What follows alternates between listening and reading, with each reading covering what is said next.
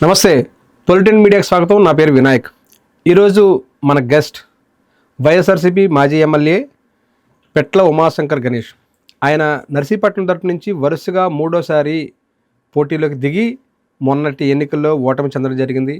2019లో ఆయన అయ్యన్న పాత్రుడి మీద భారీ మెజారిటీతో నెగ్గి ఆయన ఎమ్మెల్యేగా కూడా తొలిసారి ఆయన అసెంబ్లీలోకి అడుగుపెట్టడం జరిగింది. ఈ నేపథ్యంలో గడిచిన దశాబ్దన్నర కాలంగా ఆయన రాజకీయాల్లోకి ఏ విధంగా రావడం జరిగింది, అదేవిధంగా ప్రస్తుతం కూటమి పాలన ఎలాగుంది తెలుసుకునే ప్రయత్నం చేద్దాం. సార్ నమస్తే. సార్ నమస్తే.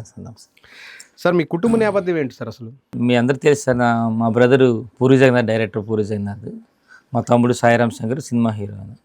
అయితే మేము స్టార్టింగ్ ఏంటంటే రాజకీయం అనేది యాక్చువల్గా ఏంటంటే మేము మీ ఫాదర్ దగ్గర నుంచి అంటే మీ కుటుంబ ఫాదరు, మీ తాతగారు కానీ ఎవరైనా రాజకీయాలు ఉన్నారా, లేకపోతే ఎలాగ అసలు సార్? అంటే మా తాతయ్య గారు అప్పుడు రాజకీయాలు ఉండేవారు సార్, మా పెద్దనాన్న గారు కూడా రాజకీయాలు ఉండేవారు. అయితే మేము 87లో 10th అయింది, 89లో ఇంటర్ అయిన తర్వాత నేను ఒక డిప్లొమా 3 years చేశాను. నేను అన్ని దగ్గరికి వెళ్ళాను 92లో అన్ని దగ్గర హైదరాబాద్ వెళ్ళిన తర్వాత కొన్నాళ్ళు ఉందామని చెప్పి అన్నితో పాటు చూద్దామని చెప్పి వెళ్ళేసరికి మేము ఏమైందంటే ప్రాబ్లం, మా ఊర్లో మాకు మా పెద్దనాన్న గారికి ఈ భూమి తగాదాలు ఉన్నాయి. ఆ తగాదాల్లో ఏమన్నాడంటే, అన్నయ్య నువ్వు అక్కడికి వెళ్ళిపోయారా, మరి నాన్నకి సపోర్ట్గా ఉండాలి. మా తమ్ముడు చిన్నాడు అప్పటికి. అంటే నేను 92లో మరి మా ఊరు బాబరాజ్ కొత్తపల్లిది, ఇప్పుడు పైకి రావట్ నియోజకవర్గం, అది 2009లో డివైడ్ అయింది. అప్పటి వరకు కూడా నర్సీపట్నం నియోజకవర్గంలో ఉండేది. నేను ఎప్పుడైతే వచ్చానో 92లో ఊళ్ళో తగాదాలు మా పెద్దనాన్న గారికి మాకు అంటే ఆస్తి తగాదాలు. ఈ తగాదాల్లో నేను ఇంకా అక్కడ ఉండిపోవాల్సి వచ్చింది. ఫాదర్ ఏం చేసేవారు సార్? ఫాదర్ మున్సిపల్ చేశారని. ఎక్కడ మీ బాపరాజ్ కొత్తపల్లి. ఎంతకాలం ఉన్నారు సార్ ఆయన? మున్సిపల్ గారు అంటే ఎప్పుడు పూర్వం నుంచి కూడా ఆయన మున్సిపల్ చేస్తున్నారు. తర్వాత మళ్ళీ మున్సిపల్ వీఆర్ఓని చేశారు, వీఆర్ఓ కూడా చేశారు. ఆ జర్నీ ఆయన ఉన్నారు. అది అయితే మదర్ కూడా సర్పంచ్ చేసింది, అమ్మ కూడా గ్రామానికి సర్పంచ్ సార్. సర్పంచ్ కూడా ఎంతకాలం ఏకగ్రీవంగా 5 years ఏకగ్రీవంగా చేశారు. మొన్న లేటెస్ట్ ఒక 2001 నుంచి 2006 ఆ టైంలో ఒక 5 years ఏకగ్రీవంగా గ్రామం. సో మీ ఫాదరు మున్సిపల్గా చేశారు, మీకు రాజకీయాలు రావాలని ఎలా అనిపించింది సార్ అసలు మామూలుగా? అదే సార్, ఇప్పుడు 92లో ఎప్పుడైతే నేను మా ఊరు వచ్చానో ఈ తగాదాల్లో ఏమైందంటే, అంటే ఆ నాన్న కూడా కాంగ్రెస్తో ఉండేవారు, అంటే తంగేడు రాజులతోనే ఉండేవారు నాన్న కూడా. మా పెద్దనాన్నగారు అలాగో మా నాన్నగారు కూడా అదే ఉండేవారు. అంటే మా పెద్దనాన్నగారికి ఎక్కువ ప్రిఫరెన్స్ ఉంటుంది బాగా. దాని మీద ఏమైందంటే నేను అంటే ఒకే దగ్గర ఉంటున్నారు కదా, అయినప్పుడు కూడా మాకు న్యాయం చేయట్లేదు అనేది ఒక బాధ మాకు ఉండేది. ఇద్దరు అన్నదమ్ములు కూడా నాయకుడి దగ్గర ఉన్నప్పుడు ఎందుకు చేయట్లేదని చెప్పి మేము ఏం చేసామంటే, ఏదైనా సరే మనం కూడా పొలిటికల్గా మరి ఏంటనేది ఈ గ్రామంలో మెయిన్ మనం ఫైట్ చేయాలని చెప్పి ఆ టైంలోనే మన పాల సొసైటీ ఎన్నికలు వచ్చినాయి మా గ్రామంలో. వస్తే ఏం చేసి పాల సొసైటీ అప్పుడు పాల సొసైటీ ఎన్నికలు వచ్చినాయి. ఇప్పుడు వస్తే ఏం చేసామంటే ఆ రోజు మేము స్టార్ట్ చేసాం, అసలు ఏదో ఒకటి మనం గ్రామంలో మనం కూడా తిరుగుబాటు చేయాలి అని చెప్పి చేస్తే అది ఒక వ్యతిరేకంగానే అదొక ప్యానల్ ఉంటుందండి. ఏంటంటే ఒక 9 ఏమో వన్ సైడ్ ఉంటాయి, మా సైడ్ 9 ఏమో ఆ సైడ్ ఉంటాయి. ప్రతి ఓటర్ కూడా ఈ 18 మందిలోని బ్యాలెట్లో 9 కొట్టాలి, 9 డైరెక్ట్లు ఎన్నుకోవాలి 18 మందిలో. మా ప్యానల్లో 9 మందిలో మా మదర్ని పెట్టాను, మా మదర్తో పాటు ఇంకా మిగతా 8 మంది. ప్రజలందరూ కూడా పాల సొసైటీ ఎన్నికలైన తర్వాత ఏంటంటే అక్కడ కాంగ్రెస్ ఉన్నప్పటికి కూడా బాగా వాళ్ళందరూ ఏం చేశారంటే 9 మందిలోని 8 మందిని వాళ్ళని గెలిపించారు, 1 మా మదర్ని గెలిపించారు. అంటే ఆ రోజు నుంచి మాకు అంటే మా మీద ఉన్న అభిమానంతో మా మదర్ని గెలిపిస్తూ వాళ్ళని కూడా గెలిపించారు. రాజకీయాల్లో సక్సెస్కి మీకు ఫస్ట్ అడుగు పడింది అప్పుడు? ఫస్ట్ ఆ రోజు నుంచి ఇంకంటే ఏదన్నా ఫైట్ చేయాలని చెప్పి దిగాము 92లో.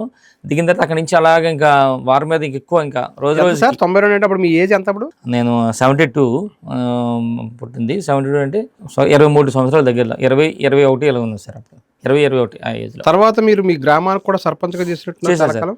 ఇప్పుడైతే 94లో మేము ఇంకా టీడీపీకి మేము ఫేవర్గా ఉన్నాం మేము. అంటే ఎలా సార్ టీడీపీలో ఎలా చేరారు అసలు? టీడీపీలో చేరాలంటే ఎప్పుడైతే 92లో మేము స్టార్ట్ చేసామో ఇంకా అదేమైందంటే ఇంకా టీడీపీతో ఉండాలని చెప్పి మేము డిసైడ్ అయిపోయాం. కాంగ్రెస్లో ఉండలేని పరిస్థితి, ఎందుకంటే వాళ్ళు న్యాయం చేయట్లేదు మనకని చెప్పి 94 ఎలక్షన్స్కి అప్పుడు అయ్యన్న పాత్రుడి గారే నిల్చున్నారు. అప్పుడు ఆయన సపోర్ట్గా మావన్నీ కూడా అందులోనే ఉండేవి, మా మండలం అంతా కూడా సపోర్ట్ చేసాం. 94లో అక్కడ పార్టీ అధికారంలోకి వచ్చింది.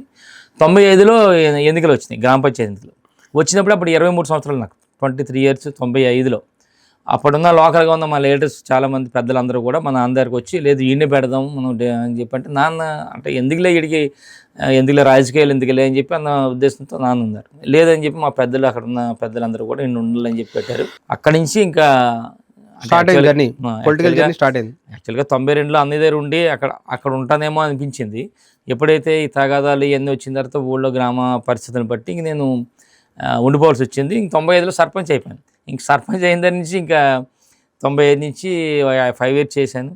మళ్ళీ 2001లో సర్పంచ్గా పోటీ చేసి ఓడిపోయాను నేను. తర్వాత 95 నుంచి 2000 మధ్యలో సర్పంచ్గా మీ గ్రామానికి ఏం చేశారంటే ఏం చెప్తారు సార్ మీరు? అసలు మీ గ్రామం మీద మీ మార్క్ అయినా పడింది అప్పుడు? అంటే అప్పుడున్న పరిస్థితుల్లో ఏదైనా చిన్న చిన్న రోడ్లు, అప్పుడు కూడా ఫండ్స్ కూడా తక్కువ సార్. ఏదైనా చిన్న చిన్న రోడ్లు, అప్పుడు కూడా సీసీ రోడ్లు కూడా పెద్ద ఏం లేవు.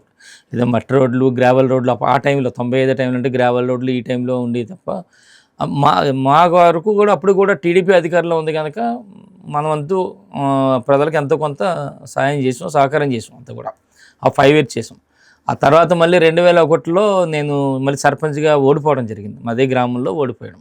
ఆ తర్వాత మళ్ళీ ఎంపీటీసీ ఎన్నికలు వచ్చినాయి. ఎంపీటీసీ ఎన్నికలు వచ్చిన తర్వాత ఏమైందంటే అక్కడ మహిళా రిజర్వేషన్ వచ్చింది సార్. వచ్చేసరికి మా మిస్సెస్ని పెట్టాను ఎంపీటీసీగా. పెట్టి నేను పక్క ఊరికి నేను వెళ్ళాను. అక్కడ నేను ఎంపీపీ క్యాండిడేట్ని టీడీపీ నుంచి. యాక్చువల్గా నేను పక్క గ్రామం వెళ్ళాల్సి వచ్చింది. వస్తే అక్కడ నేను 2 ఓట్లతో ఓడిపోయాను. పక్క ఊరు వెళ్ళేసరికి కొంచెం ఎలాగైనా కొంచెం ఇదిగా ఉంటుంది కదా, 2 ఓట్లతో ఓడిపోయింది. ఇక్కడ నా భార్య మంచి మెజార్టీతో మా గ్రామస్తులు మా ఏరియా అంతా కూడా గెలిపించారు. అదొకటి అయింది. అదే టైంలో మళ్ళీ సర్పంచ్ ఎన్నికలు వచ్చినాయి. మళ్ళీ వస్తే మళ్ళీ ఎస్సీ రిజర్వేషన్ వచ్చింది అక్కడ మీ గ్రామానికి. ఎస్సీ రిజర్వేషన్ వచ్చేసరికి ఏమైందంటే మా తరపున ఒక మహిళా రిజర్వేషన్ వచ్చేసరికి మా తరపున ఒక మహిళను పెట్టాం. వారికి సపోర్ట్గా మేము ఉండాలని చెప్పి నేను వార్డు మెంబర్గా నామినేషన్ చేశాను. నేను కూడా సపోర్ట్ మనం ఉండాలని చెప్పని వస్తే అక్కడున్న ప్రజలందరూ, లోకల్గా ఉన్న పెద్దలందరూ కూడా లేదు అగ్రహానికి ఇచ్చేద్దని చెప్పి మొత్తం మా ప్యానల్ 10 వార్డులు ఉంటే 10 వార్డులు మేము వేసిన నామినేషన్లకు వదిలేశారు. వాళ్ళ నామినేషన్ ఏం లేదు. సర్పంచ్ కూడా మేము మొత్తం అంతా అంటే అగ్రహంగానే గ్రామం అంతా కూడా అనుకొని ఇచ్చారు 5 years. మళ్ళీ 2011లో మళ్ళీ సర్పంచ్ ఎన్నికలు వస్తే మళ్ళీ మహిళా రిజర్వేషన్ వచ్చింది. వచ్చేసరికి మళ్ళీ మా మదర్ని పెట్టాం. మదర్ని పెట్టిన తర్వాత కూడా మళ్ళీ గ్రామంలో ఉన్న అందరూ కూడా మళ్ళీ మా మదర్కి ఇస్తారు. ఇంకా అలా జర్నీ అవుతుంది. ఈలోపు ఏమైందంటే 2009లో రాజశేఖర రెడ్డి గారు చనిపోయిన తర్వాత అంటే మేము ఉన్నాం కానీ నాన్నగారికి బాగా అభిమానం రాజశేఖర రెడ్డి గారు అంటే. అభిమానం ఎప్పుడు కూడా బయట చెప్పడం అంటే, ఎందుకంటే మేము ఆల్రెడీ ఈ టీడీపీ జర్నీలు చేస్తున్నాం కానీ మా నాన్న ఎందుకు ఒప్పుకోవాలో తెలీదు. ఎప్పుడైతే చనిపోయారో రాజశేఖర గారు చనిపోయిన తర్వాత రాజశేఖర గారి ఫోటో తెచ్చి ఇంట్లో పెట్టారు. ఆ రోజు అర్థమైంది ఇది నాన్నగారికి ఎంత అభిమానం ఉందా అని చెప్పని. ఆ రోజు నుంచి కూడా ఇదేంటని చెప్పి అనుకున్నాం. మరి తర్వాత 2010లో మళ్ళీ మా ఫాదర్ కూడా చనిపోయారు. 2010 అంటే ఆ టైంలో చనిపోతే ఎండింగ్లోని మన జగన్మోహన్ రెడ్డి గారు ఓదార్పు యాత్ర స్టార్ట్ అయినప్పుడు 2011 జనవరి 8వ మా ఇంటికి రావడం జరిగింది. జగన్మోహన్ రెడ్డి గారు మా ఇంటికి వచ్చారు. నైట్ అక్కడే ఉన్నారు. వచ్చిన తర్వాత ఆ రోజు నుంచి అన్న మేము కూడా మీతో జర్నీ చేస్తామని చెప్పి. సరే, మీరు టీడీపీని వీడి వైఎస్ఆర్సీపీలకు వెళ్ళడానికి గల కారణాలు ఏంటి, వైఎస్ఆర్సీపీలో ఎలా చేరారు, దానికి ఎపిసోడ్ తెలుసుకునే ముందు మీ ఫ్యామిలీ బ్యాక్గ్రౌండ్లో మనం చూసుకుంటే మీ బ్రదర్ ఏమో, మీ అన్నయ్య ఏమో famous cine director Puri Jagannath. అంటే ఇప్పుడు ఏపీలోనే కాదు దేశం మొత్తం తెలుగులో ఎవరు ఉంటారు. ఆ సమయంలో ఎన్నో మంచి చిత్రాలు అంటే సూపర్ బ్లాక్ బస్టర్స్ అన్నీ కూడా 90sలో 2000sలో వచ్చినవన్నీ కూడా. ఎలాగ వెళ్ళారు సార్ అసలు ఆయన గురించి చెప్తే? మీకు ఆ జర్నీ చూసుకుంటే ఎలా అనిపించింది? అసలు ఆయన సినిమా డైరెక్షన్ అవ్వాలని కానీ లేకపోతే సినిమాల వైపు వెళ్ళాలని ఆయనకి ఎలా అనిపించింది? ఇంట్లో మీరు అందరూ ఉన్నారు కదా, మీకు ఆయనకి ఎంతకి ఏజ్ గ్యాప్ సార్? నేను 72 సార్, అన్నయ్య ఏమో 66 సార్. 6 years గ్యాప్ అంతే. నాకు నా తమ్ముడికి ఒక 4 years గ్యాప్ అంతే. సో మీకు మీ అన్నయ్యకి అనుబంధం ఎలా ఉండేది చిన్నప్పటి నుంచి? బాగుంది సార్. బాగుండు అంటే అన్నయ్య కూడా చిన్నప్పటి నుంచి ఏంటంటే మా 10th class వరకు కూడా ఒకే స్కూల్లో చదివా అందరం కూడా. అంటే అదే స్కూల్. మీరు మీ అన్నయ్య ఇద్దరు ఒక దగ్గరే? ఇంటి దగ్గర బొడ్డుపల్లిని ఇప్పుడున్న ఎక్కడ ఉన్నా నర్సీపట్నం మున్సిపాలిటీని చిన్నప్పటి నుంచి కూడా అక్కడే ఉండేవాళ్ళం.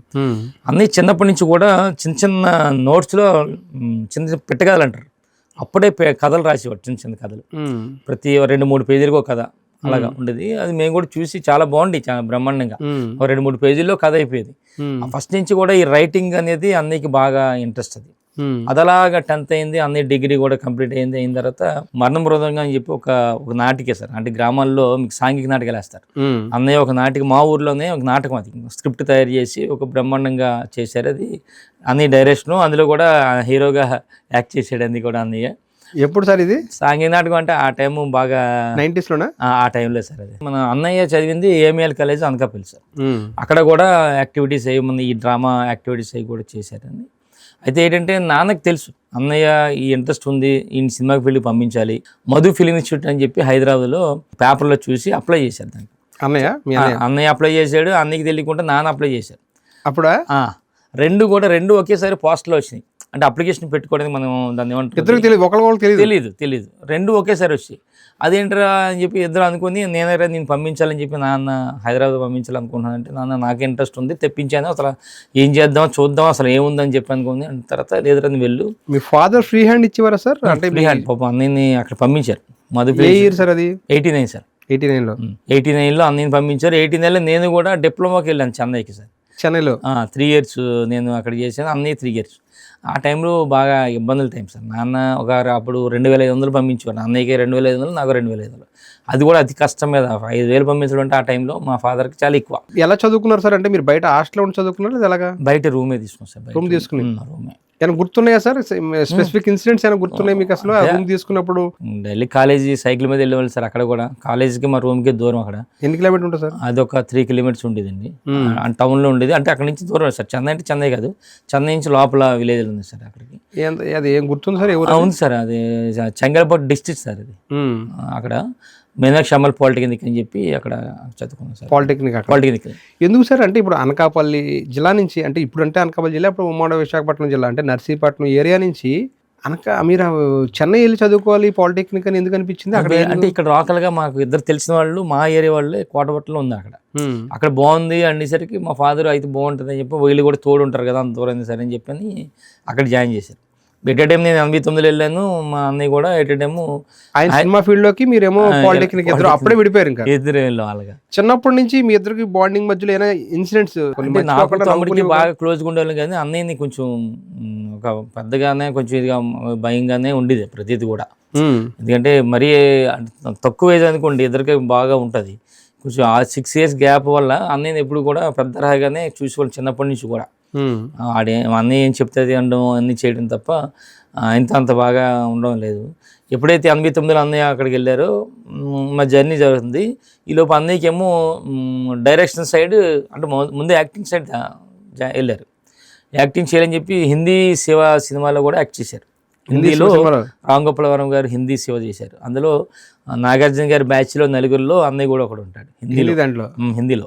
ఎలా సార్ రామ్ గోపాల్ ఈయన చేరారా, లేకపోతే ఎలా అసిస్టెంట్ డైరెక్టర్ చేసినట్టున్నారు కదా? అసిస్టెంట్ డైరెక్టర్ చేశారు సార్. ఎలా వచ్చింది సార్ అవకాశం రామ్ గోపాల్? అది అంటే ముందు యాక్టింగ్ అని అసలు అనుకుని మధు ఫిలిమ్స్లో తిరుగుతున్నారు సార్. మరి రామ్ గోపాల్ వర్మ గారికి మరి ఎవరు అప్పుడు పరిచయం చేశారో తెలియదు, కానీ మొత్తానికి ఆ ఎపిసోడ్ నాకు సరిగ్గా తెలియదు. కానీ వర్మ గారి దగ్గర మాత్రం మనవాడు అసిస్టెంట్గా జాయిన్ అవ్వడం, అదే టైంలో ఇది కూడా యాక్ట్ చేశారు, హిందీలో యాక్ట్ చేయడం జరిగింది. ఇంకా అక్కడి నుంచి మనం డైరెక్షన్ సైడ్ అన్నయ్య సినిమాల్లో మీ అన్నయ్య దాదాపుగా అంటే 89లో వెళ్ళారు. 2500 మీకు పంపించాలి, అటు మీకు పంపించాలి, ఇటు మీ అన్నయ్యకి పంపించాలి. మీ నాన్నగారు ఇబ్బందులు అనిపించి ఎప్పుడు చెప్పేవారా సార్? తెలుసు, నాన్న ఇవ్వలేకపోతారని తెలుసు.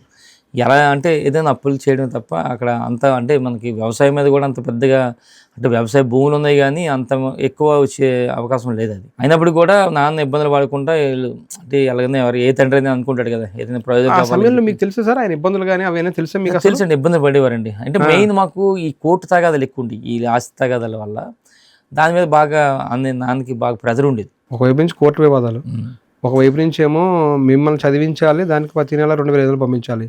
ఒకవైపు నుంచి ఫిల్మ్ ఇన్స్టిట్యూట్లో ఆయన కోర్స్ నేర్చుకోవడం, డైరెక్షన్ కోర్స్ అవ్వచ్చు, ఏదో యాక్టింగ్ కోర్స్ అవ్వచ్చు, దానికోసం ఆయనకు 2500 పంపించాలి. ఎప్పుడైనా మీరు సెలవుల్లో ఇంటికి వచ్చినప్పుడు ఫాదర్తో మాట్లాడినప్పుడు ఏమనిపించింది సార్? ఆయన ఎక్కడ కూడా నేను ఏదో నాన్న ఇబ్బంది పడుతున్న ఫీలింగ్ ఎక్కడికి అనిపించేది కాదు. తెలియనిచ్చేవారు కదా బయటకి, అసలు బయటకి చెప్పేవారు కాదు. మాకు తెలుసు ఇబ్బంది పడుతున్నారని తెలుసు. ఆయన కూడా నాన్న ఎక్కడ కూడా ఇబ్బంది పడకుండా సరదాగా వచ్చినప్పుడు మాట్లాడడం, చేయడం, నీకేం కావాలని అడగడం. మా అమ్మ ఇప్పుడు ఏదైనా అవసరం ఉంటే మా అమ్మ డబ్బులు ఇచ్చేది. మా అమ్మ నాకు కానీ అన్నయ్యకి, మా తమ్ముడికి కానీ డబ్బులు ఇస్తే నాన్న మళ్ళీ సెపరేట్గా మా అమ్మకి తెలియకుండా ఇచ్చేవారు. అది 50 రూపాయలు 100 రూపాయలు ఏదైనా సరే, అది ప్రతిదీ మా తమ్ముడికి కానీ నాకు కానీ మా అన్నయ్యకి కానీ నాన్న సెపరేట్గా మళ్ళీ ఇచ్చేవారు. మీరు చెన్నైలో ఉన్నప్పుడు చదువుకునేప్పుడు ఏదైనా ఇన్సిడెంట్స్ ఉన్నాయి సార్, గుర్తున్నాయా? ఎప్పుడైనా మీ బ్రదర్ మీ దగ్గర రావడం కానీ మాట్లాడడం? రాలేదు సార్, రాలేదు అసలు ఏమైనా. ఎందుకంటే అండి యాక్చువల్గా మేమే ఎక్కువ ఇక్కడికి వచ్చేవాడు నర్సీపట్నం. అక్కడి నుంచి ఒక సుమారుగా మధ్య మధ్యలో హాలిడేస్ ఉంటే 4-5 రోజులు హాలిడేస్ ఉంటే నేనే ట్రైన్ ఎక్కి వచ్చేవాడిని. అంటే నాన్న రావడం అంటే మళ్ళీ అక్కడి నుంచి రావడం, మళ్ళీ చెన్నైలో దిగడం, చెన్నై నుంచి చెంగల్పట్టు రావడం, ఇవన్నీ కొంచెం ఇబ్బంది. ఫస్ట్ టైం కదా సార్ మీరు చెన్నై వెళ్ళింది? అంటే ఇంటి నుంచి బయటికి వెళ్ళి చదువుకుంది ఫస్ట్ టైం కదా? అప్పుడే ఇంటి బ్యాంక్ ఏమో అనిపించలేదు సార్ అప్పుడు స్టార్టింగ్? అనిపించింది సార్, అనిపించింది. కానీ అక్కడ ఉన్న ఎక్కువ మంది ఎప్పుడైతే మా ఏరియా వాళ్ళు కోటపట్ల సంబంధించిన వాళ్ళు 2-3 ఉన్నారు, ప్లస్ వైజాగ్లో చాలామంది ఉన్నారు. ఆంధ్ర అనేసరికి అందరూ తెలుగు మాట్లాడుతున్నారు, అనేసరికి అందరూ తెలుగు ఫీలింగే. మధ్య మధ్యలో వచ్చి వెళ్ళిపోయేవాడిని, ఎందుకంటే అందరూ తమిళియన్స్ ఉంటే మాకు ఇబ్బంది వచ్చేది. అంటే ఎవరు లేరు అని లోన్లీగా ఉండే ఫీలింగ్ వచ్చేది. అందరూ మన తెలుగు వాళ్ళు ఉండేసరికి సగం మంది కాలేజీలో ఆంధ్ర వాళ్ళు అందరూ కూడా. రూమ్ తీసుకుని ఉన్నారు సార్? రూమే, బయట రూమ్. ఓన్ కుకింగా?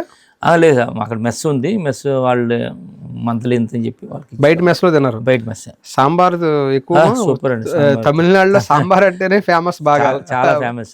మీరు వెళ్ళినప్పుడు 80s 90s లో అంటే 89 సార్. అక్కడ వాళ్ళు ఏమో వాళ్ళ సంస్కృతికి వాళ్ళ యొక్క సంప్రదాయాలకి పెద్ద పీట వేస్తారు. అది విలేజ్ లెవెల్ అయినా సిటీ అయినా ఎక్కడైనా సరే. అందులో వాళ్ళ సంస్కృతిలో భాగం కింద సాంబార్ అంటే ఇంకా వాళ్ళ సంస్కృతిలో భాగమే. ఇంకా సాంబార్ లేనిది ఒక ముద్ద కూడా దిగదు. ప్రతి దాంట్లో సాంబారు. కొత్త అనిపించింది సార్ మీరు వెళ్ళిన వెంటనే? కొత్త అనిపించిందండి. తర్వాత మాకు అలవాటు అయిపోయింది అది, ఆ టేస్ట్ సాంబార్ కానీ ఆ రసం కానీ ఇంకా వెరైటీ. ఇంకా ఇంటికి వస్తే సాంబార్ అడిగేవారా? సాంబార్కి ఇక్కడ ఇంటి దగ్గర చేసేవారు. అది కాదు, ఇంటి దగ్గర ఇక్కడ అడిగేవారా అసలు ఆ సాంబార్ కావాలి మాకు సాంబార్? అట్లా లేదులేండి, అలాగే అడిగేవాడిని కాదు. కానీ ఇంటి దగ్గర ఉండి వంటలు ఇంటి దగ్గర ఉండి ఆ టేస్ట్ వేరే ఉండేది సార్. మొత్తం చెన్నైలో ఏంటంటే ఎక్కడ తమిళనాడు ఎక్కడ చూసినా సరే ఫేమస్ అనేది మీరు చెప్తున్నాయి కదా. అది మీరు 89 తర్వాత మీ డిప్లొమా అయిన తర్వాత మీరు కూడా హైదరాబాద్ వెళ్ళారు? అవును. మీరు కూడా సినిమాలో ట్రై చేద్దాం వెళ్ళారా? ట్రై చేయడం కంటే అన్నయ్యతో ఉందాం, అసలు చూద్దాం బాగుంటే అలా కంటిన్యూ అవ్వచ్చేమో అనుకున్నాం. అన్నయ్య ఆ టైంలో దూరదర్శన్లో సింగిల్ ఎపిసోడ్స్ చేసేవాడు సార్. దూరదర్శన్ అప్పుడు అంతా కూడా దూరదర్శన్ సింగిల్ ఎపిసోడ్స్ ఒక అరగంట 30 minutes అంతా ఉండేది అప్పుడు. అవన్నీ కూడా అన్ని డైరెక్షన్ చేసేవాడు. ఎపిసోడ్ లైవ్లీహుడ్ కోసం ఏదో ఒకటి చేసేవాడు. ఎవరినో ప్రొడ్యూసర్ వాళ్ళని పట్టుకొని వాళ్ళ ద్వారా డైరెక్షన్ చేసేవాడు. ఆ జర్నీలో ఉన్నాడు ఆ టైంలో. అప్పుడు అన్నీ కూడా చాలా ప్రాబ్లంగానే ఉండేది. అన్నీ కూడా రూమ్ తీసుకుని సార్? రూమే, అన్నీ కూడా చిన్న సింగిల్ రూమ్ ఉండేది. ఎక్కడ ఉండేవారు ఇప్పుడు? అన్నీ కృష్ణానగర్ అని, అక్కడ కృష్ణానగర్లో ఉండేవాడు. అందుకని అదే సినిమా పేరుతో ఏదో పాట కూడా వచ్చింది, కృష్ణానగర్ అని. నేను తెలియను దేంట్లో ఉంది. అదే ఉండేవాడు. ఆయన కూడా ఇబ్బంది పడ్డాడు సార్ చాలా. వాళ్ళు నేను ఉన్నప్పుడు నేను చూశాను చాలా రోజులు. టీ తాగి ఉన్న రోజులు కూడా ఉన్నాయి. అన్నయ్య టీ తాగి ఉండిపోయాడు, భోజనం చేయకుండా. ఒక్కోసారి అయితే నేను ఉన్నప్పుడు కంపల్సరీగా నాకు రైస్ ఏదో పెట్టి అన్నయ్య ఏదో ఒకటి, మాకు ఎక్కువ పొళ్ళు అయ్యి ఉంటాయి ఇంట్లో, అవన్నీ ఉండి పెట్టేవాడు. కొంచెం ఇబ్బంది పడుతూనే ఉండేవాడు. నేను కూడా అన్నయ్యతో కొన్నాళ్ళు జర్నీ చేసిన తర్వాత ఎప్పుడైతే మాకు ఊళ్ళో ఇన్సిడెంట్ జరుగుతున్నాయో నేను ఇంకా షిఫ్ట్ అయిపోయాను ఇక్కడికి. ఎన్ని నెలలు ఉన్నారు మీరు అన్నయ్యతో పాటు అక్కడ? అన్నయ్య ఉన్నాను నేను ఒక సుమారుగా 4-5 నెలలు ఉన్నాను సార్, అంతే. 4-5 నెలలు కృష్ణానగర్లో ఉన్నారు మీరు కూడా, అదే రూమ్లో. ఆ సమయంలో మీ అన్నయ్యని చూస్తే ఏమనిపించింది సార్? అంటే ఆయన ఎన్నో ప్రయత్నాలు చేయడం తిరిగి వచ్చిన తర్వాత. సార్ అన్నయ్య అంటే నాకు ఉద్దేశం అంటే అన్నయ్య సరదాగా నాతో పాటు 4-5 ఫ్రెండ్స్ ఉంటే కథలు చెప్తుండేవాడు సార్, స్టోరీస్. ఈ విధంగా ఆ స్టోరీ చెప్తుంటే మేము కూడా లీనమైపోయాం.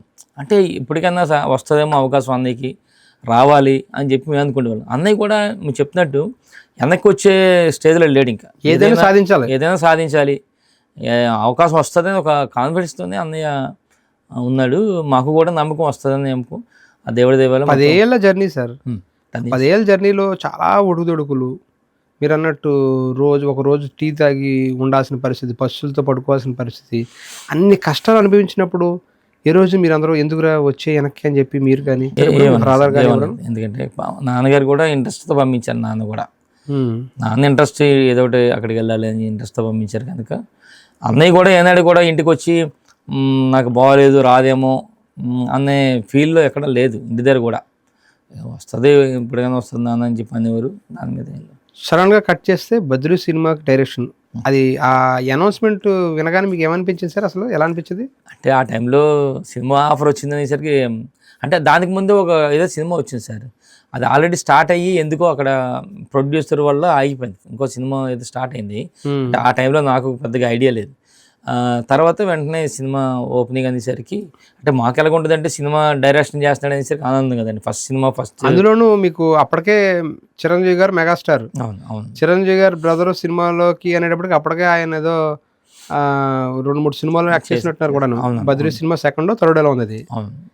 ఆయన్ని తీసుకొచ్చి పవన్ కళ్యాణ్ గారిని యాక్ట్ చేయించడం, అందులో హీరో ఆయన డైరెక్షన్ ఎలా అనిపించింది మీకు? అసలు బయట వినిపించినప్పుడు మీకు ఆ సౌండ్స్ అవి ఎలా అంటే అనిపించాయి?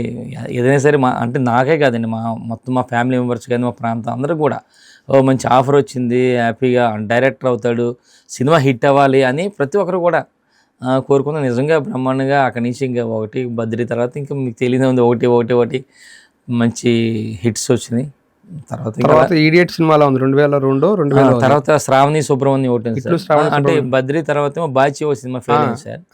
తర్వాత ఏమో శ్రావణి సుబ్రహ్మణ్యం, ఈడియట్, అమ్మనాథ తమిళమ్మాయి, ఇంకా అలాగే శివమణి, మీకు అలా కంటిన్యూగా పోకరి, ఇంక పెద్ద పెద్ద హిట్లు ఇంకా వరుసగా టెంపర్ ఒకటి సూపర్ డూపర్ హిట్ సినిమాలు సార్ ఇవన్నీ. ఈయన ఏ సినిమా చేసినా అందులో హీరోది ఎలివేషన్ వేరేగా ఉంటుంది. సో ఇటువంటి సినిమా డైరెక్టరు మళ్ళీ అంటే కింద నుంచి వచ్చి సక్సెస్ అయ్యి మళ్ళీ కింద పడిపోవడం, వరుసగా ఫ్లాపులు రావడం. అప్పుడు ఆ సమయంలో కుటుంబ సభ్యులుగా మీరందరూ ఏం చేశారు సార్? అంటే ప్రోత్సాహం కానీ, లేకపోతే వెన్నుదన్ను ఉండడం కానీ, లేకపోతే ఏం జరిగింది సార్? అప్పుడు ఎలా ఉంది అసలు? సినిమా ఫీల్డ్ అనేసరికి సహజం సార్, అప్ అండ్ డౌన్స్ అనేది. అంటే వాళ్ళకి సహజమే కానీ మాకేముంది అంటే సినిమా హిట్ అయ్యేసరికి బ్రహ్మాండం అంటాం, ఫెయిల్ అయ్యేసరికి ఏందిరా మా పరిస్థితి అని. ప్రతి సినిమా కూడా హిట్ అయినప్పుడు సంతోషపడుతున్నాం, ఫెయిల్ అయినప్పుడు ఇదేంది మళ్ళీ మనకి ఎలా ఉంటుందో ఏంటో ఫ్యూచర్ అయింది కూడా పడుతుంది. మధ్యలో చాలా గ్యాప్ అనేక బాగా ఫెయిల్యూర్స్ వచ్చినప్పుడు కూడా ఎక్కడ లేదు, మళ్ళీ ఒకసారి హిట్ పడితే మళ్ళీ మామూలు అయ్యేది. అన్నీ కూడా చెప్పేవాడు, అది సహజం రావు, ఇది అన్ని హిట్లు రావు అందరికీ, అటు ఇటు అప్ అండ్ డౌన్స్ ఉంటాయి. అప్పుడు మీ నాన్నగారు ఉన్నారా సార్? అంటే ఇప్పుడు నాన్న ఉన్నారు సార్. నాన్న ఎన్ని సినిమాలు చూసుంటారా ఆయన? ఒక 10 ఏళ్ళ పాటు చూసారా? నాన్న 2010లో చనిపోయారు సార్. అంటే సుమారుగా 10 years నాన్న కూడా ఉన్నారు. ఆయన సక్సెస్ ఒక 10 years చూశారు సార్. ఆయన సక్సెస్ పీరియడ్లోనే ఈయన చనిపోయినట్టున్నారు. మాక్సిమం అప్పుడు ఆ సమయంలో ఫెయిల్యూర్స్ తక్కువలో ఉంది 2010 వరకు. అంటే లేవు, ఫెయిల్యూర్స్ తక్కువ అండి, బాగా అన్ని హిట్లే అప్పుడు ఆ టైంలో. అంత సక్సెస్ఫుల్ డైరెక్టర్గా కొడుకుని చూసిన తర్వాత మీ ఫాదర్ ఎలా ఉండేది సార్? హ్యాపీగా సార్. అంటే మరీ పెద్ద ఎదైపోయాడని చెప్పి కాదు కానీ ఆ ఫోన్లో ప్రయోజకుడు అయ్యాడు కొడుకు, పెద్ద కొడుకు అని చెప్పి సరదాగా అదొక హ్యాపీగా హైదరాబాద్ వెళ్ళడం, అప్పుడప్పుడు అమ్మ నాన్న వెళ్ళడం, అన్ని దగ్గర ఒక 10 రోజులు ఉండడం రావడం చేసేవారు. కొంచెం ఏదైనా కొడుకు బాగున్నాడంటే అందరికీ కూడా గర్వంగా ఉంటుంది కదా. మీకు మ్యారేజ్ ఎప్పుడు, అన్నయ్యకి మ్యారేజ్ ఎప్పుడు, ఎలాగైంది సార్? అందరూ అన్నది లవ్ మ్యారేజ్ సార్, అక్కడే లవ్ మ్యారేజ్ అయింది. ఆ టైంలోనే ఈ సింగిల్ ఎపిసోడ్స్ ఇవన్నీ తీస్తున్నాం దూరదర్శన్ టైంలోనే అన్నయ్యకి మ్యారేజ్ అయింది సార్. నాకు 98లో మ్యారేజ్ అయింది, 1998, 26 సంవత్సరాల తర్వాత. అంటే నేను సర్పంచ్ అయిన 3 yearsకి మ్యారేజ్ చేశారు. మీ ఇద్దరికి ఒక 5-6 ఏళ్ళు గ్యాప్. 6 ఏళ్ళు సార్. 6 ఏళ్ళు గ్యాప్. సాయి శంకర్కి మీకు ఒక 4-5 గ్యాప్, 4 years గ్యాప్. సో ఆయనకి పెద్ద అన్నయ్యతో అనుబంధం ఉందా సార్? పెద్దగా ఉంది సార్. 10 ఏళ్ళ గ్యాప్ దాదాపుగా ఉంది. కానీ ఎలా ఉంటుందంటే ఇప్పుడు మా ఫాదర్తో ఎలాగ ఉంటుందో రెస్పెక్ట్, అన్నయ్యతో అలాగే రెస్పెక్ట్ అడిగి. అంటే మరి ఎక్కువ 10 years మీరు అన్నట్టు. అంటే సాధారణంగా మేము అంటే బయట నుంచి చూస్తే పూరి జగన్నాథ్ గారు చాలా జోవియల్గా సరదాగా ఉండి, ఆయన మాట్లాడే మాటలు, రాసిన రాతలు చూస్తే తోటాలా పేలుతుంటాయి. ఇంట్లో కూడా అలాగ ఉండేవారు సార్? లేకపోతే ఎలా ఉండేది? ఇంట్లో సేమ్ సార్, అంతేనే. ఇంట్లో మన ఇంటికి ఎక్కడికి వచ్చాడంటే వాళ్ళ ఫ్రెండ్స్ అందరూ కూడా, పాత బ్యాచ్ అందరూ కూడా వస్తారు. సరదాగా అన్నయ్య ఫోన్ చేస్తాడు, రమ్మంటాడు వైజాగ్ కానీ అక్కడికి కానీ అందరూ. ఇంకా ఉన్న ఒక గంట 2 గంటలు మాతో స్పెండ్ చేస్తాడు కానీ మిగతా అంతా కూడా ఫ్రెండ్స్తో సరదాగా 2 రోజులైనా 3 రోజులైనా చేసుకుని వెళ్తారు. అలాగే అక్కడ కూడా హైదరాబాద్లో కూడా లేజర్ టైంలో అంతా కూడా మొత్తం ఎప్పుడు కంటిన్యూగా అన్నయ్య ఆఫీస్లో కంపల్సరీగా అందరం ఉండడం సరదాగా. ఒకనొక సందర్భంలో అంటే కొంతమంది నన్ను మోసం చేశారు, నేను మోసపోయాను అనవసరంగా, ఇప్పుడు తెలుస్తుంది అని ఏదో ఒక 2-3 సార్లు నేను ఏదో చూశాను ఒకసారి ఏదో ఎపిసోడ్లో. దానివల్ల చెప్పాను, చాలా కోట్ల రూపాయలు పోయిందని చెప్పి అన్నయ్య చాలాసార్లు చెప్పాడు, చాలా ఇంటర్వ్యూలో. ఫైనాన్షియల్గా ఇబ్బంది పడ్డాడు అన్నయ్య. అంటే ఇబ్బంది పడ్డాడంటే ఆయనకి అన్నయ్యకి నమ్మిన వాళ్ళే వేరే విధంగా పోయింది సార్ డబ్బు అంతా కూడా. అదంత పెద్ద ఎపిసోడ్, అదంతా కూడా అన్నయ్య చాలాసార్లు చెప్పాడు కూడా ఎలా పోయినాయి ఏంటి పని అని. ఆ టైంలో మేము కూడా వెళ్ళినా మేము చేసేది ఏం లేదు, ఇంకా ఫైనాన్షియల్ మారల్ సపోర్ట్ ఇచ్చేవారు సార్? మారల్గా ఉంటాం సార్, కంపల్సరీగా ఉండేవాళ్ళం. ఎంత పోయినప్పటికి కూడా మెయింటెనెన్స్ అదే. అన్నయ్య మెయింటెనెన్స్ అయితే ఎక్కడ తగ్గించేవాడు కాదు. ఒక రేంజ్లో ఇప్పటికి కూడా హిట్లా ఫట్టా ఏదైనా సినిమా పోయినా, సక్సెస్ అయినా, ఫెయిల్ అయినా సేమ్ అదే మెయింటెనెన్స్. సరదాగా 10 మంది ఉండడం, 10 మందితో సరదాగా కూర్చోవడం, అంతే తప్ప ఎక్కడే ఇప్పటికీ కూడా ఫెయిల్ అయ్యామా పాస్ అయ్యామా అనేది కాకుండా ప్రతి సినిమా కూడా ఇంట్రెస్ట్గా చేస్తాడు. అది ఎవరి ద్వారా ఒక హిట్ అవుతుంది, ఒకటి పోతుంది. పూరి జగన్నాథ్ లాంటి సక్సెస్ఫుల్ డైరెక్టర్కి, సెన్సేషనల్ డైరెక్టర్కి బ్రదర్గా మీరు ఉండడం ఎలా అనిపించింది? ఏం చెప్తారు దాని గురించి? చాలా అదృష్టం కదా సార్ నాకు. ఎందుకంటే నా అన్నయ్య అంత పెద్ద డైరెక్టర్ అయ్యాడంటే చాలా మంది పెద్ద డైరెక్టర్లు ఉన్నారు. అందులో ఒకడు మాట అన్నయ్య ఏంటంటే నాకు చాలా గొప్ప, చాలా గర్వకారణం కూడా, నాకు అదృష్టంగా నేను భావిస్తున్నాను. ఇంకా అలాంటి ఆయనకి నేను తమ్ముడిగా ఉండడం నాకు నిజంగా ఇప్పుడు ఎక్కడికి వెళ్ళినా సరే నిజంగా నాకు ఇప్పుడు చెప్పాలంటే నేను అసలు ఈ పొలిటికల్గా ఫీల్డ్ రావడానికి కారణం బేస్మెంట్ అన్నయ్యే. మా పూరి జగన్నాథ్ డైరెక్టర్ అనే బ్రాండ్ మీద నేను పొలిటికల్గా ఎంటర్ అవ్వగలిగాను. సార్ జగన్ సార్ కూడా, జగన్మోహన్ రెడ్డి గారు కూడా ఫస్ట్ నాకు అదే కదండి సార్, నాకు ఫస్ట్ బేస్ అదే. బేస్ అదే. దాని మీద అలాగా నేను వచ్చాను. అలాగా జగన్ గారు మెచ్చుకొని నేను అలాగ కంటిన్యూ చేశాను. అంటే ఫస్ట్ బేస్ అయింది. తర్వాత మీ యొక్క పనితనం, మీ తమ్ముడికి మీకున్న అనుబంధం ఏంటి సార్? బాగా ఉంటాండి. మామూలుగా ఫ్రెండ్లీగానే మామూలుగా కూర్చుంటాం, అరే అనుకుంటాం ఇద్దరు సరదాగా. అది కూడా సినిమాలు ఫస్ట్ అన్నయ్య 143 తీశాడు తమ్ముడితో. మంచి పాటలు ఇప్పటికి కూడా నాకు బాగా గుర్తు, చాలా మంచి పాటలు ఉన్నాయి అందులో. మంచి బాగుంటుంది సార్ సినిమా కూడా. తర్వాత మధ్యలో 2-3 యాప్స్ వచ్చింది సార్. తర్వాత మళ్ళీ బంపర్ ఆఫర్ అని చెప్పి మంచి సినిమా, అది కూడా మంచి సక్సెస్ అయింది. అది తర్వాత చాలా సినిమాలు చేస్తాడు. ఈ మధ్య కూడా మళ్ళీ సినిమా ఇంకోటి ఉంది, అది కూడా అవుతుంది. తమ్ముడు కూడా అక్కడే హైదరాబాద్లోనే ఉంటాడు. అక్కడ కూడా ఫ్యామిలీ అంతా కూడా అక్కడ ఉంటారు. అప్పుడప్పుడు కలుస్తూ ఉంటాం, నేను వెళ్తూ ఉంటాం, ఇచ్చేస్తాను. అకేషనల్గా అయినా ప్రతి సంవత్సరం సంక్రాంతి పండగ ఇలా అదే ఉండదు సార్, అదే ఉండదు. మొన్న ఆ మధ్య ఇంటి దగ్గర పూజ చేసాం, వచ్చారు సరదాగా అందరూ ఫ్యామిలీస్. అలా తప్ప ఈ పండగలు అనేది ఇంకేం ఉండదు వీళ్ళకి. ఎప్పుడన్నా సినిమా షూటింగ్ గ్యాప్ ఉంటే ఒకసారి 2 రోజులు వచ్చి వెళ్ళడం తప్ప పండగ రావాలని కానీ మ్యారేజ్ కానీ అలాగే ఏమి ఉండదు. మేము వెళ్తూ ఉంటాం ఎక్కువ. మీ అన్నయ్య తీసిన సినిమాలు మీకు నచ్చిన సినిమా, బాగా నచ్చిన సినిమా ఏంటి సార్? మర్చిపోలేని సినిమా అంటే ఒకటని చెప్పలేదు సార్, అన్నీ ఉన్నాయి. ప్రతి సినిమా దేనికదే హిట్ సార్. అంటే మీకు ఈ సినిమా నేను ఇన్నిసార్లు ఒక 30 సార్లు చూస్తుంటాను, ఒక 10 సార్లు చూస్తుంటాను, అలా ఒక సినిమా ఏదైనా అంటే ఏం లేదు సార్. అన్నీ కూడా ఇప్పుడు సినిమా పోకిరి కానీ, టెంపర్ కానీ, అలా శివమంది కానీ, అమ్మనంతమ్ములు, ఈడియట్, ఇలాగ దేనికి అది సెపరేట్ సార్.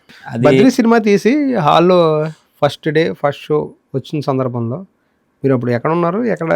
ఎక్కడి నుంచి చూసారు? నర్సీపట్నం సార్. నర్సీపట్నం చూసారా? Narsipatnam Bangara theatre sir. అది బంగారా థియేటర్లో 100 రోజుల సినిమా సార్. అది 100 రోజుల థియేటర్. 100 రోజులు అంటే ఫస్ట్ సినిమా ఆ రోజు అన్నయ్య రిలీజ్ రోజు అక్కడ రావాలి నర్సీపట్నం. అయితే ఆ రోజు ఏదో ప్రాబ్లం వచ్చి హైదరాబాద్లో ఉండిపోవాల్సి వచ్చింది. మర్నాడు వచ్చాడు అన్నయ్య. సెకండ్ డే వచ్చాడు. అప్పటికి హిట్ టాక్ వచ్చింది కదా. ఇంకా ఫస్ట్ హిట్ టాక్ వచ్చేసరికి మా ప్రాంతం అంతా కూడా అన్నయ్య అనేసరికి కొంచెం మా ఫ్యామిలీస్ అంతా కూడా డైరెక్టర్ అయ్యేసరికి డైరెక్టర్ రావడం ఒక ఎత్తు అయితే హిట్ అయింది సినిమా. మర్నాడు వచ్చారు. మీరు ఫస్ట్ డే చూసారా, సెకండ్ డే చూసారా? ఫస్ట్ మార్నింగ్ షో జనాలు అందరి మధ్యలో. ఎప్పుడు కూడా ప్రతి సినిమా కూడా మార్నింగ్ షో చూస్తాం అన్నిది. పూరి జగన్నాథ్ సినిమా చూస్తే హీరో ఎలివేషన్, మ్యానరిజం సపరేట్ అసలు. అది ఇప్పటికి వచ్చి ఇంకో డైరెక్టర్ కూడా అలా ఫాలో అవ్వలేకపోయారు, అలా చేయలేకపోయారు కూడా. ఏది గుర్తున్నాయి సార్ ఏమైనా సీన్లు? ఐడియా లేదు సార్. అంటే సడన్గా మీరు అడిగితే ఒకసారి తెచ్చుకుంటే మీకు తెలుస్తుంది కదా. అంటే మీరు చదువుకునేప్పుడు లేకపోతే తర్వాత మీరు చేసినప్పుడు చిన్నప్పుడు ఈ డైలాగులు రాసుకున్నాడు, అదే మళ్ళీ ఆ సినిమా ఏదైనా సినిమాలో ఈ రాసుకున్నవి ఏమైనా మళ్ళీ అంటే చిన్నప్పుడు రాసుకున్నట్టు ఇప్పుడు ఈడియట్లో బాగా పడతాయి సార్. ఎన్ని కూడా ఈడియట్లో చిన్నప్పుడు సరదాగా రాసుకున్న పెట్టకథలు అవి కూడా అవన్నీ బయటకు వచ్చినాయి. అన్నీ కూడా నేను చదివినవి కూడా అందులో ఉన్నాయి. కొన్ని డైలాగ్స్ అమ్మాయి కాలేజీలో ఏడిపించడం కానీ అవన్నీ కూడా డైలాగ్స్ నేను చదివాను అప్పుడు ఆ టైంలో. ఇంత సక్సెస్ఫుల్ డైరెక్టర్ ఒకానొక సందర్భంలో డ్రగ్ కేసులో ఆయన విచారించాలి అని చెప్పి పోలీసులు విచారణ నోటీస్ ఇస్తే ఆయన హాజరవ్వడం, కుటుంబ సభ్యులుగా మీరు ఎలాగా స్పందించేస్తారు ఆ సందర్భంలో? ఆ టైంలో మేము షాక్ అయ్యాం సార్. మేము ఇంటి దగ్గర నర్సీపట్నంలో టీవీ చూస్తుంటే టీవీలో ఒకసారి టప్పని వచ్చేస్తుంది అన్నీ కూడా. ఇలాగా పూరి జగన్నాథ్ ఇంకా కొంతమంది పేర్లు అయినా వస్తుంటే మాకు షాక్. ఇదేంటి అన్నయ్య ఏంటి ఈ కేసులు ఇరుకోడని చెప్పి వెంటనే అప్పటికప్పుడే టీవీలో వస్తుంటే నేను వెంటనే ట్రైన్కి హైదరాబాద్ వెళ్ళిపోయాను. మర్నాడే అటెండ్ అవ్వడం అక్కడ. మర్నాడు అన్నయ్యతో పాటు నేను కూడా వెళ్ళాను అక్కడికి, ఆఫీస్కి వెళ్ళాను. మీరు సాయిరామ్ కూడా సాయి ఇద్దరం మొత్తం వెళ్ళాం. అన్ని లోపల ఒక 3 hours 4 hours ఉన్నారు. ఆ సందర్భంలో మీరు ఇంటికి వెళ్ళగానే అడగగానే ఇంటికి ఉదయం 6 గంటలకి ట్రైన్ దిగాను సార్. 7 గంటలకి ఇంటికి వెళ్ళిపోయాను.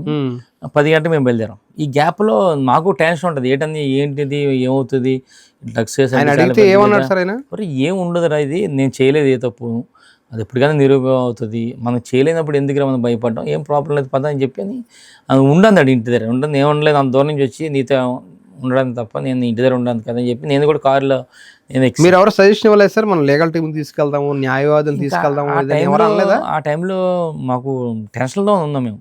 వెళ్ళడం 7 గంటలకు వెళ్ళాను. 3 hours అన్నితో మాట్లాడడానికి బయట రావడానికి అంటే అన్ని ఏం సెటప్ అంటే లాయర్స్ వస్తారా ఏంటంటే నాకు ఐడియా లేదు అసలు. నేను కూడా అన్నితో పాటు కూడా ఎక్కాను కార్లో. లాయర్ గారు కూడా నాకు తెలిసి లేరు అందులో కూడా. అదే మేము వెళ్ళిపోయాం డైరెక్ట్గా 3 hours 4 hours అన్నీ చాలా 3 hours కదండి, చాలా ఎక్కువ. ఉదయం మార్నింగ్ వెళ్తే ఈవినింగ్ 6 వరకు ఉన్నారు. బయటకు వచ్చిన తర్వాత అన్నయ్య ఒకటే చెప్పారండి, మీడియా అంతా వస్తే చెప్పారు, మళ్ళీ వీళ్ళు ఎప్పుడు రమ్మంటే అప్పుడు వస్తాను.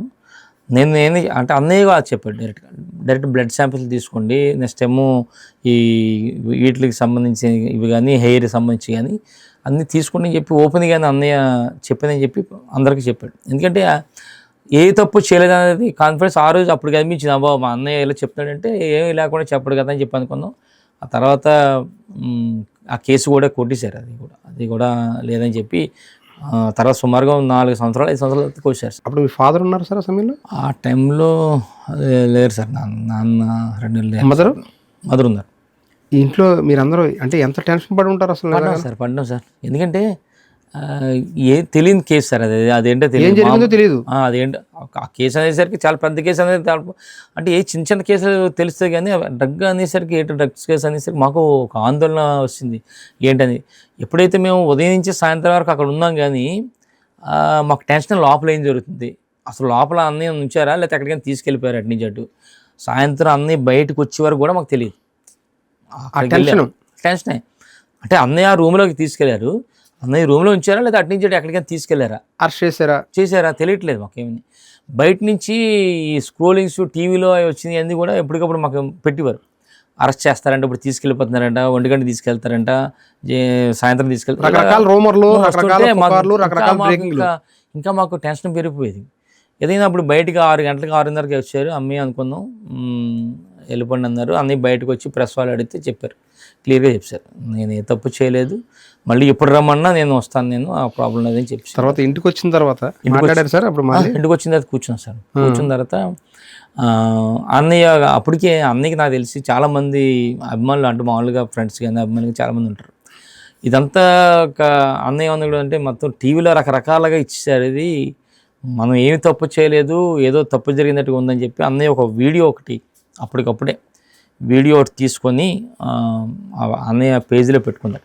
నేను ఏ తప్పు చేయలేదు, ఇప్పటికన్నా నేను సిద్ధం, ఆఫీసర్లు ఎప్పుడు రమ్మన్నా బ్లడ్ శాంపిల్స్ ఇస్తాను, ఏదైనా ఇస్తానని చెప్పి కాన్ఫిడెన్స్గా చెప్పాడు. అంటే అందరికి కూడా, అంటే నేనంటే దగ్గరగా ఉన్నాను, చాలామంది తెలియని వాళ్ళు, అంటే రానేలో చాలామంది ఇబ్బందులు పడ్డారు. అంటే ఏమవుతుంది ఏంటనేది ఒక ఆందోళనలో అన్నయ్య ఉంటే, ఎప్పుడైతే ఇది ఒక రిలీజ్ అయిందో అందరూ కూడా ఫోన్లో అయితే మనవాడు కొంచెం కాన్ఫిడెన్స్గా ఉన్నాడంటే ఏం జరగలేదని ఒక నమ్మకంతో ప్రజలు అందరూ చాలామంది ఉన్నారు. మీరు ఆ రోజు అంటే ఏదైతే విచారణకు హాజరయ్యే రోజు పొద్దున్న 7 గంటల నుంచి ఒక 2 రోజుల మీరు కూడా ఉన్నారు సార్? ఉన్నాం సార్. సినిమా ఇండస్ట్రీ నుంచి ఎవరైనా ఫోన్ చేశారు సార్? పెద్ద పెద్ద ఎవరైనా ఫోన్ చేసి సపోర్ట్ చేశారా? మోరల్ సపోర్ట్ చేశారు సార్. మాట్లాడుకుంటారు అంటే నాకు బయట చెప్పలేదు కానీ ప్రతిదీ కూడా సార్ అని మాట్లాడతాడు అందరితో. చాలామంది కంటిన్యూగా అలా ఫోన్లు వస్తుండే అన్నీ కూడా. పెద్ద పెద్ద వాళ్ళు మీకు గుర్తున్న ఎవరన్నా? అంటే ఎవరు చేశారని నేను కూడా అడగలేదు. ఇంకా ఆ టైమ్స్లో మనం ఎవరు చేశారని కూడా ఆ టైంలో అన్నీ ఇబ్బంది వేస్ట్. ఒక రైజింగ్ వరుస హిట్లతో ఉన్న సందర్భంలో ఇలా ఇది రావడం ఏదైనా కుట్రా లేకపోతే ఏంటంటారు సార్? అసలు అది అనేది జరిగింది, అలాగైనా భావన వచ్చిందా? మీ బ్రదర్ ఎప్పుడైనా తర్వాత అన్నారు అసలు అది కుట్రలాగా జరిగింది కానీ? కుట్రనే ఎప్పుడేం అనలేదు, మరి ఎందుకు జరిగిందో అనుకోకుండా జరిగింది అని చెప్పి అన్నారు. అంటే ఈయన పేరు ఎందుకు ఇందులోకి ఇన్వాల్వ్ అయ్యింది అంటే ఏం చెప్తారు సార్? అప్పుడు ఏమో సార్, చాలా మంది నానితో పాటు ఒక 6-7 ఉన్నారు. అవును, మరి ఎందుకు అనేది తెలియదు కానీ ఇంకా అదే మొత్తం బ్యాచ్ ఒక 7-8 మందిని మొత్తం ఒకేసారి లైన్గా రోజు తప్పించిన రోజు ఇంటర్వ్యూ చేసి పంపించారు సార్. తర్వాత మీ తమ్ముడు సినిమాల్లో 1-2 సినిమాలు హీరోగా అవ్వడం, తర్వాత సక్సెస్ కాలేకపోవడం, ఆ తర్వాత మీరు ఏదైనా తమ్ముడికి ఏమైనా చెప్పేవారా సార్? అంటే ఆయన ఇంకా అన్నయ్య రూట్లోనే వెళ్ళిపోయాడా లేకపోతే మీతో మాట్లాడడం ఉండేదా? నాతో ఉంటాడు సార్, బాగానే మాట్లాడుతాను, మేము ఎక్కువ బాగా మాట్లాడతాను. సినిమాలు ఇంకా కంటుంది, సినిమాల్లో ఇంకా వేరే లేదు, ఇంకా సినిమా చేయాలి, మళ్ళీ హిట్ కొట్టాలి అంతే. ఇప్పుడు కూడా మళ్ళీ నెక్స్ట్ సినిమా స్టార్ట్ అవుతుంది, ఒకటి హిట్ కొట్టాలి అనుకుంటున్నాడు. రాజకీయాల్లో మీరు అడుగు పెడుతున్నప్పుడు మీరు ఇందాక అన్నారు బేస్మెంట్ మా అన్నయ్యే, ఆయన యొక్క క్రేజ్ వల్లే నేను రాజకీయాల్లో తొలి అడుగు వేయగలిగాను అంటే, మీరు అప్పటికే సర్పంచ్ అయినా లేదంటే ఎంపీపీ కోసం ప్రయత్నం చేసినా ఎమ్మెల్యే స్థాయి టికెట్ రావడానికి కారణం ఏంటంటారు? ఏం చెప్తారు? కారణం బేస్ అన్నయ్య సార్. ఒకసారి ఏమో నేను లోటస్ పాయింట్కి వెళ్ళాను సార్ దగ్గర, అప్పటికి జగన్ గారు ఏమో మా ఇంటికి రావడం, ప్రసారం ఇవన్నీ కూడా మనం తిరుగుతాం. 10లో 2011 నుంచి జర్నీ సార్తో పాటు. మేము కార్యక్రమాలు నర్సీపట్నంలో కూడా అక్కడే ఉండడం నేను చేస్తూ ఉన్నాను. ఓ రోజు లోటస్ పండుగ 2012లో ఎప్పుడో 12లోని ఇది వచ్చింది సార్, బై ఎలక్షన్స్ వచ్చినాయి సార్. అవును, అప్పుడు మన గొల్లబాబురావు గారు అప్పుడు పాయకరేపేట అంటే జగన్ గారితో పాటు ఎవరైతే ఉన్నారో వాళ్ళందరూ రాజీనామా చేశారు. ఆ టైంలో ప్రచారానికి వచ్చారు జగన్ సార్. ఆ లైన్లో వచ్చినప్పుడు నేను మన నర్సీపట్నంలో ఉండేవాడిని అప్పుడు. నేను అప్పటికే షిఫ్ట్ అయ్యాం అక్కడ. సుమారుగా ఒక 500 బైకులతోని వైట్ టీ షర్ట్లు వేసుకొని జై జగన్ అనుకుంటూ ఒక 500 మంది బైక్ ర్యాలీతో వెళ్ళాను. నేను అక్కడ ఎదురుగా అడ్రోడ్ సెంటర్కి వెళ్ళాను. వెళ్ళేసరికి అక్కడ కారు ఆపారు, మేము అందరం ఆగాం, పలకరించారు నన్ను. తర్వాత అప్పుడు నీది కోటపట్ల కదా సొంత ఊరు నీది, ఇక్కడ నువ్వు నర్సీపట్నం ఏం చేస్తున్నావు, ముందు ఈ 4 రోజులు ఇక్కడ ఉండన్నారు.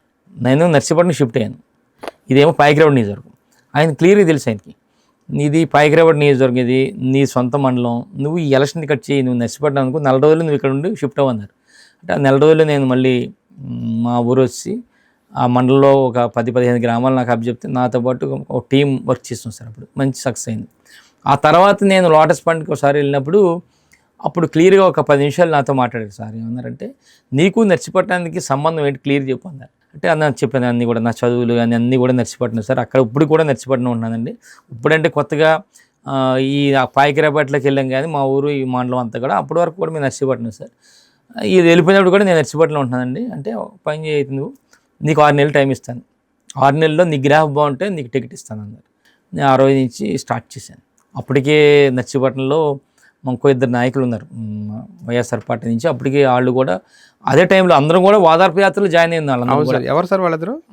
మన బోలి నరసింహతి గారు ఒకరండి, అంకరెడ్డి జమిలి గారు. వీళ్ళందరూ కూడా కాంగ్రెస్లో ఉన్నారు లాస్ట్ టైము. మేము టీడీపీలో ఉన్నాం. అందరం కూడా వైఎస్ఆర్ కాంగ్రెస్ పార్టీలో జాయిన్ అయ్యాం ఒకేసారి. ఈ ఓదార్పులో అందరం కూడా జాయిన్ అయ్యాం. వాళ్ళు కూడా ఎవరికాళ్ళు టీమ్స్ ఉండేవి, నేను ఒక టీంని పెట్టుకున్నాను. అలా కార్యక్రమం చేస్తుండే ప్రతిదీ. ఫైనల్గా 2014 ఎన్నికలకు వచ్చేసరికి జగన్ సార్ ఏమో ఇద్దరిని కొబ్బరి పెట్టారు. వాళ్ళిద్దరిని గణేష్కి టికెట్ ఇస్తాను, మీ అందరూ కష్టపడి చేయండి అని చెప్పంటే వాళ్ళు ఓకే అన్నారు. ఎలా వచ్చింది సార్? అంటే 2014లో ఎమ్మెల్యేగా మీరు పోటీ చేయడానికి అవకాశం ఎలా వచ్చిందంటే ఏం చెప్తారు? ఏం జరిగింది? అద్భుతాలు ఏం జరిగాయి? అద్భుతాలు అంటే ఏం లేదు సార్. జగన్ గారి దృష్టిలో ఎలా పడ్డారు? అసలు టికెట్ ఇవ్వాలని ఎలా అనిపించింది మీకు? అంటే ఫస్ట్ చెప్తాను కదా సార్, బేస్మెంట్ పూరి జగన్ తమ్ముడు అనేది ఒక ఇంప్రెషన్ పడింది సార్. నాకు టైం ఇచ్చారు ఒక 6 నెలలు. 6 నెలల్లో నీకు బాగుంటే, బాగా పని చేస్తున్నావు, గ్రాఫ్ బాగుంటే నీకు టికెట్ ఇస్తా అన్నారు. మనం తిరిగాం.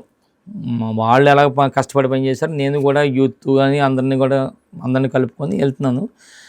ముగ్గురే పోటీలో ఉన్నప్పుడు నరసింహతి గారు, జమీలి గారు, నేను ముగ్గురే కీలకంగా ఆ నియోజకవర్గంలో ఉన్నప్పుడు వాళ్ళు ఫైనల్గా సార్ ఇద్దరిని పిలిచి చెప్పారు. 2014లో టికెట్ రావడానికి గల కారణాలు, బ్యాక్గ్రౌండ్ ఏంటి? అసలు జగన్ సార్ ఎప్పుడు పిలిచి ఎలా చెప్పారు మీకు? అసలు ఏం జరిగింది అసలు? సార్ 2012లో అప్పటి వరకు కూడా నేను మీకు చెప్పాను కదా, పాయకరాపేట బై ఎలక్షన్లో పనిచేసాం, మన మీద ఇంప్రెషన్ ఉంది. నేను నర్సీపట్నం ఉండదు సార్, నర్సీపట్నం తిరుగుతున్నానండి వీటి మీద అని చెప్పాను నేను. అప్పుడు ఆ టైంలోనే సమైక్యాంధ్ర ఉద్యమం ఒకటి వచ్చింది సార్. అది ఆ టైంలో 100 రోజులు నేను టెంట్ వేయించాను సార్. 100 రోజులు టెంట్లో నేనే కూర్చున్నాను. 100 రోజులు నాతో పాటు మొత్తం క్యాడర్ అంతా కూడా 100 రోజుల పాటు మెయింటైన్ చేసాం. అంటే ఉద్యమాలు అక్కడి నుంచి అలాగా ప్రతిదీ కూడా నర్సీపట్నంలో ఎక్కువ పార్టిసిపేట్ చేసేవాడిని. ఎలా ప్రకటించారు సార్? అంటే 2014లో మిమ్మల్ని పిలిపించి మీతో చెప్పారా టికెట్ ఇస్తున్నాము? అది అంటే ఎప్పుడు ఏ రోజు గుర్తుందా మీకు? ఆ రోజు ఏముందంటే వాళ్ళిద్దరికి చెప్పారు సార్. అంటే క్లియర్గా చెప్పారు, చెయ్యండి గణేష్కి అని చెప్పాను. అంటే ఓకే సార్, వాళ్ళు కూడా ఎక్కడ కూడా అనలేదు, చేయండి మనం అధికారంలోకి వస్తే బాగుంటుందని చెప్పిన తర్వాత వాళ్ళు కూడా ఉన్నారు, మేము పని చేస్తున్నాం. అయితే ఒక విషయం చెప్పాలి సార్, ఆ రోజు 2014లో ఓడిపోయింది నేను కేవలం 2300 కేవలం 1200 ఓట్లు అడ్డించేటి పడితే నేను గెలిచేవాడిని. ఆ రోజుకి నాకు నేను ఏమన్నా తెలియదు సార్, నర్సీపట్నం ఎవరికి తెలియదు. అంటే ఫస్ట్ టైం టికెట్ రావడం, అటువైపు చూస్తేనేమో అయ్యన్న పాత్రుడు, ఆయన అప్పటికే మంత్రిగా పనిచేస్తున్నారు, సుదీర్ఘ రాజకీయ అనుభవం ఉన్న వ్యక్తి, భయం ఏమీ లేదు సార్ ఆయన మీద పోటీకి? ఆ రోజు అనౌన్స్మెంట్ పబ్లిక్ మీటింగ్లో అనౌన్స్ చేశారు సార్. ఆ రోజు చేసిన తర్వాత నిజంగా చేయబట్టుకొని లేపితేసరికి అంటే మనం చెప్పడం వేరు, ప్రజల మధ్య జనాల మధ్య చేయబట్టి లేపడం వేరు. అది చాలా హ్యాపీ అనిపించింది. ఏంటి అంటే నేనే అనుకోలేదు, ఒక ఎమోషన్ కూడా అయ్యాను సార్ ఆ టైంలో. చాలా పబ్లిక్ మీటింగ్లో చెప్పాడు. పబ్లిక్ మీటింగ్లో 2014 సార్ మరి ఆ టైంలో సార్ ఎలక్షన్స్కి ఎన్ని రోజుల ముందు? ఒక 2 నెలలు అనుకుంటా సార్ అంతే. ఆ టైంలో 2 నెలలతో ఆ టైంలో తిరిగాం సార్. అయితే మేము ఆ రోజు నేను ఒక పూరి జగన్నాథ్ తమ్ముడిగా కొంతమంది వరకు తెలుసు సార్ ఈ తిరుగుతున్నది. కానీ నాకు తెలిసి మ్యాక్సిమం ఒక 50% నియోజకవర్గంలో నేను ఎవరో తెలియదు. నేను ఎవరినో కేవలం జగనన్న ఫోటో పెట్టుకొని తిరిగాను ప్రచారం అంతా కూడా. జగనన్నకు ఓటు వేయండి, జగనన్న గుర్తిది ఫ్యాన్ గుర్తు అని చెప్పి తిరిగాను తప్ప నేను ఎవరినో ఏంటో తెలియదు, నేను ఎవరినో చెప్పడం లేదు. దాని మీద నేను అంత దగ్గరికి వచ్చిందంటే నిజంగా హ్యాపీ గెలిచినట్టే. నేను యాక్చువల్గా గెలిచేవాడిని సార్. ఇంకో విషయం కూడా చెప్పాలి, ఆ టైంలో ముత్యాల బాబు గారు ఎమ్మెల్యేగా ఉన్నారు. ఆ టైంలో ఎమ్మెల్యేగా ఆ పార్టీలో కూడా ఉన్నారు. ఎలక్షన్ నన్ను అనౌన్స్ చేసినప్పుడు పక్కనే ఉన్నారు. పక్కన ఉన్న తర్వాత జగన్ సార్ ఏమో వాళ్ళ ఇంటికి కూడా వెళ్ళారు, కష్టపడి చెయ్యమ్మన్నారు. సరే అన్నారు. మళ్ళీ ఎలక్షన్ ఒక 10 రోజుల ముందు ఉండగా వాళ్ళు టీడీపీకి వెళ్ళిపోయారు. మేము ఆ 10 రోజుల్లో వెళ్ళేసరికి కొంచెం అంటే ఒకసారి ఒక ఎమ్మెల్యే వ్యక్తి వెళ్ళిపోయేసరికి మేము టెన్షన్ పడ్డాం. మేము ఇంకొక 10 రోజుల ముందుగా వెళ్ళిపోయి ఉంటే గెలిచేవాడిని సార్ నేను. ఈ 10 రోజుల గ్యాప్ ఇవ్వడం వల్ల మేము తక్కువ టైంలో టెన్షన్లో రోజులు గడిచిపోయినాయి.